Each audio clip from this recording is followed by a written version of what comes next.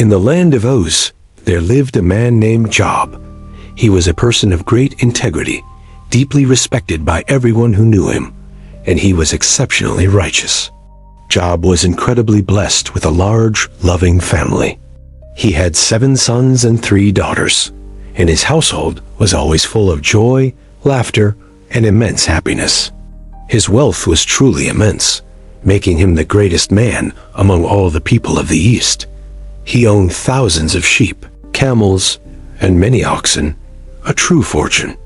Job feared God with all his heart and made a conscious effort to shun evil in every aspect of his life.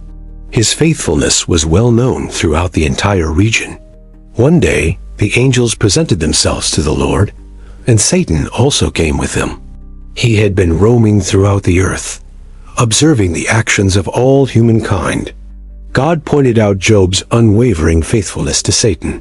He proudly declared that there was no one on earth quite like Job, a man so blameless and upright in character. Satan, ever the cynic, challenged God's assessment. He suggested that Job was only faithful because God had blessed him so abundantly and protected him from any real hardship or pain. Does Job fear God for nothing? Satan sneered.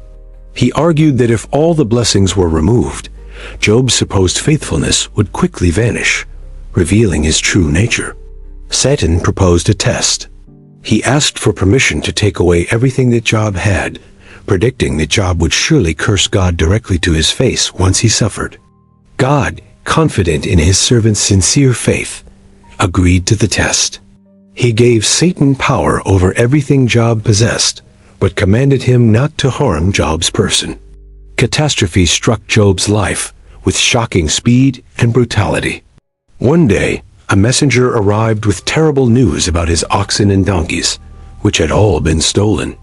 Before that messenger could even finish speaking, another one arrived. This second messenger reported that a fire from the sky had burned up all of his precious sheep. A third messenger rushed in, breathless and panicked.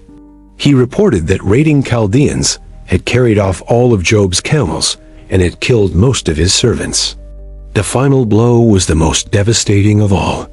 Another servant came, weeping, to tell Job that a mighty wind had destroyed the house where his children were feasting. All 10 of Job's beloved children, 7 sons and 3 daughters, were killed in an instant. The foundation of his world was completely and utterly shattered in one afternoon. In his profound grief, Job tore his robe and shaved his head. He then fell to the ground, not in anger, but in a posture of deep worship. Despite losing everything he held dear in the world, Job did not sin by charging God with any wrongdoing. His initial response was one of profound, unwavering faith. "Naked I came from my mother's womb," Job declared with a heavy heart, "and naked I will depart. The Lord gave and the Lord has taken away." His statement of faith concluded with powerful words of acceptance. "May the name of the Lord be praised," he said, even in his deepest and most profound sorrow. Satan's first attempt to break Job's spirit had failed completely. Job's integrity remained intact, a testament to the genuine nature of his deep and abiding faith in God. Once again, the angels gathered before the Lord, and Satan was there with them. He had returned from his travels, ready to continue his challenge against Job's righteousness. God again pointed to Job's steadfastness. Even after losing everything, Job still held on to his integrity, proving Satan's initial cynical accusations to be entirely wrong. Satan, however, was not yet finished with his cruel test. He callously suggested that a person would give up anything they have just to save their own life. Skin for skin, Satan argued dismissively. He claimed that if Job's own body was afflicted with pain, he would finally break and curse God directly to his face. God granted Satan permission for this second, more personal test. He allowed Satan to afflict Job's body, but strictly commanded that he must spare Job's life itself. So Satan went out and struck Job with painful, agonizing sores. These sores covered his entire body, from the very soles of his feet to the crown of his head. Job's suffering was now immense and all-consuming. He sat in ashes, scraping his raw, painful sores with a piece of broken pottery, a picture of absolute human misery. His own wife, seeing his terrible condition, was distraught. "Are you still maintaining your integrity?" she asked him in despair. "Curse God and die," she urged him bitterly. Job rebuked her for her foolish words. "Shall we accept good from God and not trouble?" he asked, his faith still holding firm, even in his agony. In all of this intense personal suffering, Job did not sin in what he said. His words continued to reflect a deep, albeit tested, trust in God's ultimate sovereignty. News of Job's terrible calamities reached his three closest friends. Eliphaz, Bildad, and Zophar decided to travel together to comfort him in his overwhelming time of need. When they saw Job from a distance, he was almost unrecognizable. His suffering had changed his appearance so drastically that they could hardly believe it was their friend. They began to weep loudly for him, tearing their robes and sprinkling dust on their heads as a traditional sign of deep mourning and shared grief for his loss. For 7 days and 7 nights, they sat on the ground with him in complete silence. They saw that his suffering was too great for any simple words to soothe. Finally, after a week of silent mourning, Job broke the silence. He opened his mouth and began to curse the very day that he had been born into the world. He wished for darkness to consume his birthday. He longed for the state of non-existence, questioning why he was ever brought into a life that held such pain. Job's first friend, Eliphaz, was the first to speak in response. He gently suggested that Job's suffering must be a direct result of some hidden sin he committed. Eliphaz claimed to have received a secret vision in the night. This vision, he said, confirmed that no mortal could ever be truly righteous in the eyes of God. He argued that the innocent do not perish. Therefore, Job's suffering was presented as evidence of his guilt, a divine punishment for some unknown transgression he had committed. Job responded with frustration and deep anguish. He felt that his friend's words were not helpful at all. They were like a strong, harsh wind, offering no real comfort. He described his pain as arrows from the Almighty. He felt that God himself had become his enemy, attacking him without any apparent reason or just cause for it. Bildad, the second friend, then spoke up. He was more direct and harsh than Eliphaz, bluntly stating that Job's children must have sinned to deserve their terrible fate. He urged Job to plead his case before God. Bildad believed that if Job were truly blameless, God would surely restore him to his rightful place of prosperity. Bildad used ancient traditions to support his argument. He insisted that God does not pervert justice, and that the wicked are always the ones who ultimately suffer. Job replied, acknowledging God's immense power. He questioned how any mortal could possibly argue a case with a being so powerful and beyond all human comprehension. "He is not a man like me that I might answer him," Job lamented. He felt the immense and impossible gap between his own human frailty and God's divine majesty. Zophar, the third friend, spoke with even more zeal and conviction.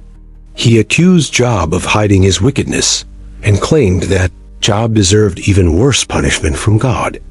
He insisted that Job could not possibly understand the deep secrets of God's wisdom. He called on Job to repent of his sins to find restoration and peace. Job's response to Zophar was filled with sarcasm and anger.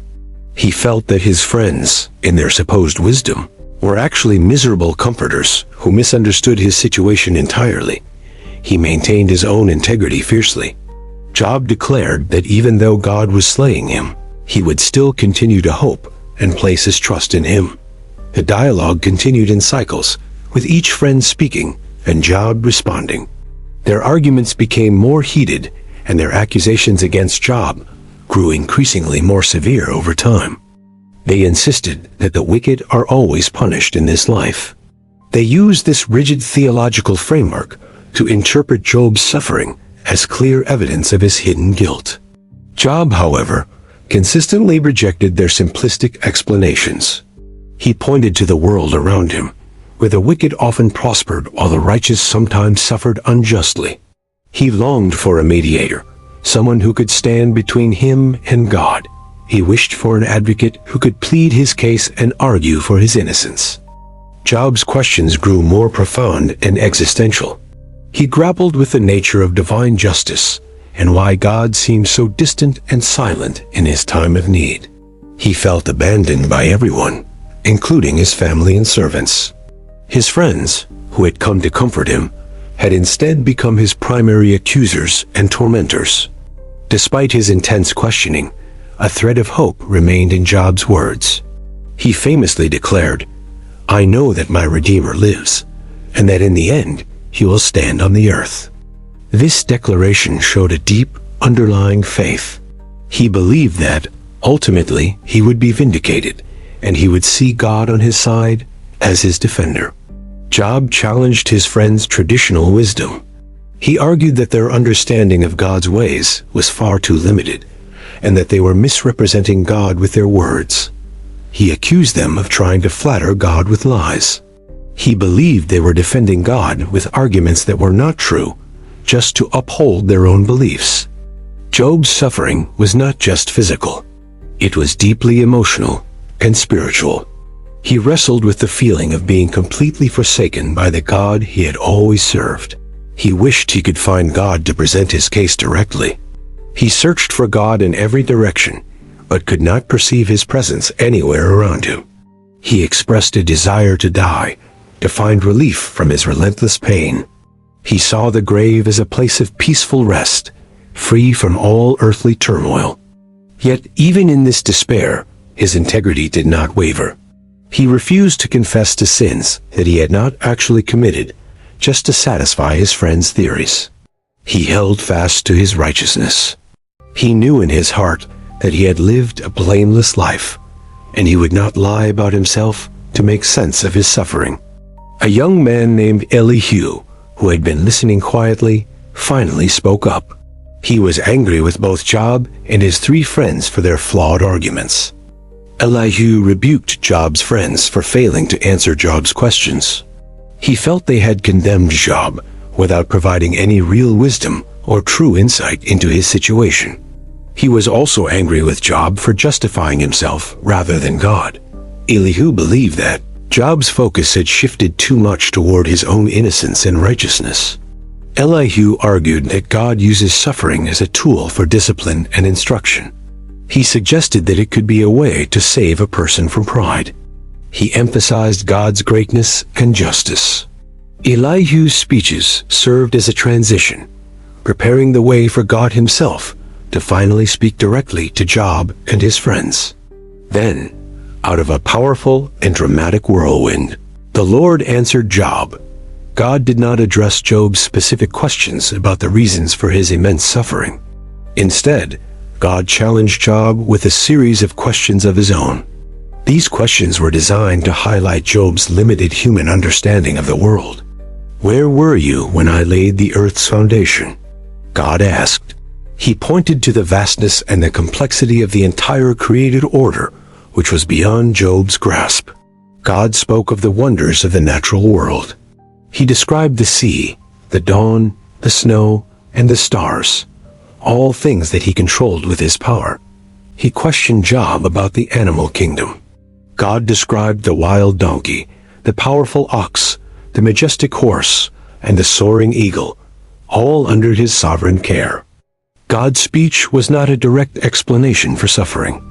It was a powerful revelation of his own infinite wisdom, his power, and his sovereign control over all things. The purpose was to shift Job's perspective. It was to move him from focusing on his own circumstances to contemplating the greatness and the majesty of the Creator. God's questions revealed the sheer foolishness of a finite human trying to judge the ways of an infinite God. Job's perspective was simply too small to understand. Job was humbled by this divine encounter. In the face of God's majestic power and wisdom, his own complaints and questions seemed insignificant and out of place. He realized his own ignorance and presumption. He had spoken of things he did not understand, things that were far too wonderful for him to ever know.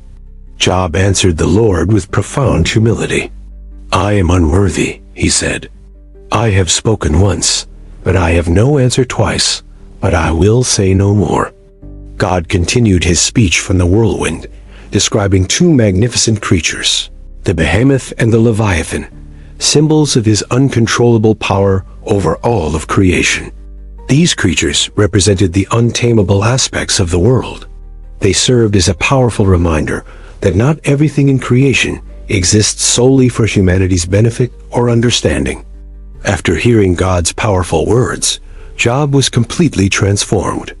His focus was no longer on his own suffering, but on the awesome and overwhelming nature of God.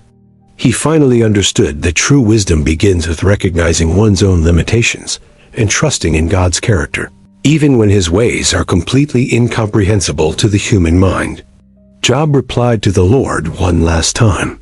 "My ears had heard of you," he confessed, "but now my eyes have seen you." His faith became personal. "Therefore I despise myself," Job declared, "and I repent in dust and ashes." He acknowledged his error in questioning God's justice and his sovereign rule over all. After Job's repentance, God turned his attention to Job's three friends. He expressed his anger at them because they had not spoken the truth about him. God declared that, unlike his servant Job, they had misrepresented his character.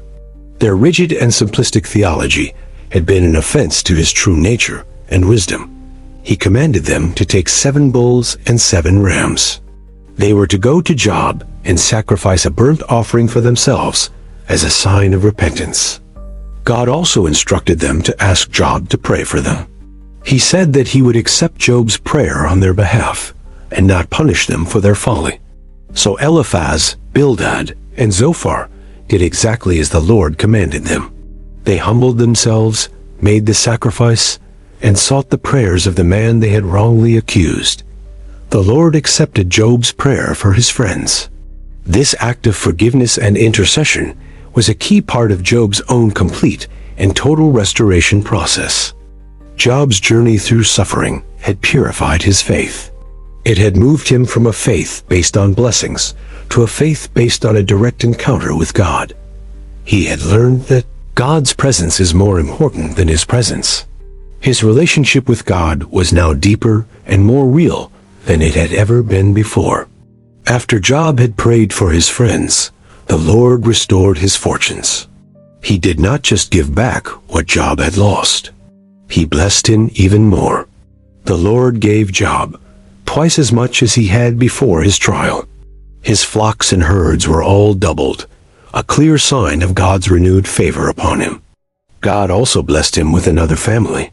He had 7 more sons and 3 more daughters, and they were known as the most beautiful in all the land.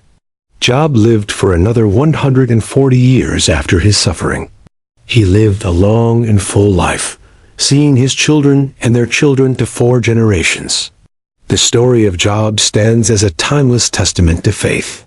It explores the deep mysteries of suffering and the ultimate triumph of trust in a sovereign, good God.